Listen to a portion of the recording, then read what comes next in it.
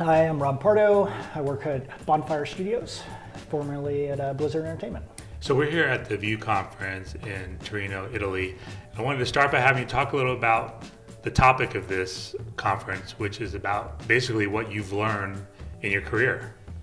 Yeah, so I thought it'd be a good opportunity to come to the View and do a talk that kind of looks back at a lot of my career at Blizzard and try to be retrospective and pull out a few lessons that I think will definitely be useful to me and hopefully might be useful to the audience as well.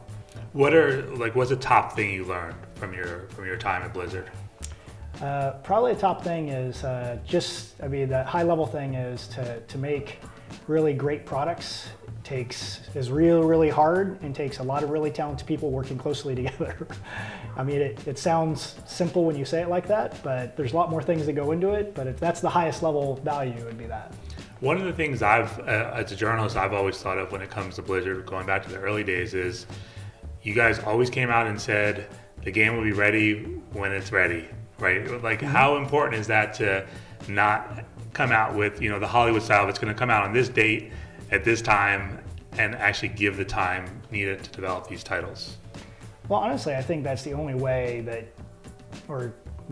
only way you can really assure success is if you're not willing to ship something that's lower quality, right? So if you are willing to put in the time and the effort and keep on iterating and not ship anything that's below the highest quality level, that's the only way you can do it. Like if you decide that you're gonna hit a date at all costs and you're gonna ship no matter what, then it's gonna be a little bit more hit or miss when you have something that's excellent versus something that's mediocre.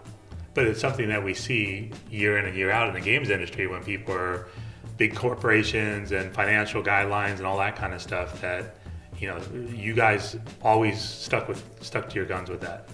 Yeah, I mean, I think Blizzard has a higher level sort of strategy, which is really invest in the Blizzard brand. And every time that you release a great product, it makes the brand kind of more powerful and more attractive to the community. And if you ever ship something that's mediocre, then it's going to detract from that. And I think that's one of the things that's made Blizzard successful over the years, is they've always stuck to that strategy. You also mentioned community, and even from the early days with Battle.net, you guys really embraced that community. What role did that play in the success Blizzard has had across multiple titles?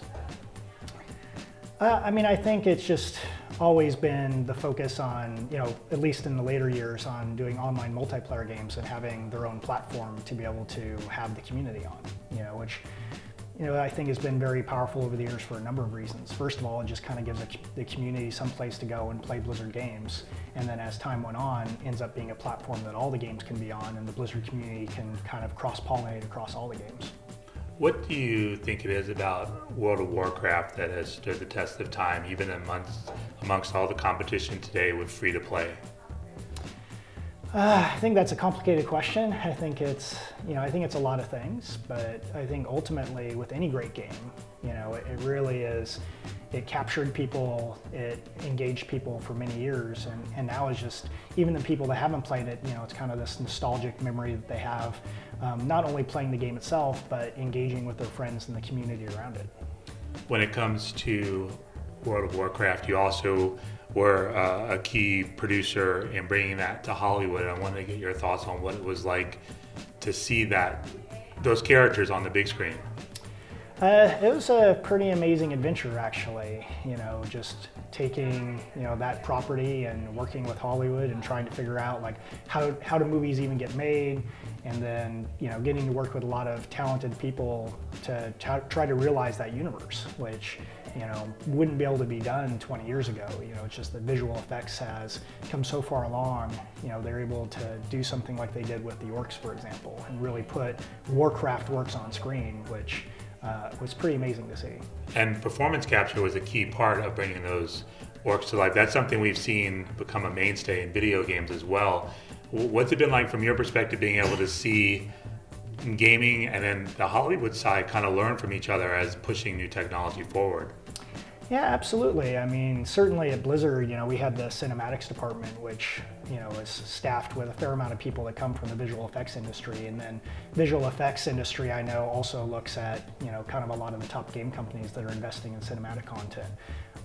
And, like they all mix at conferences like this or at SIGGRAPH, and I think there's been a lot of great cross-pollination.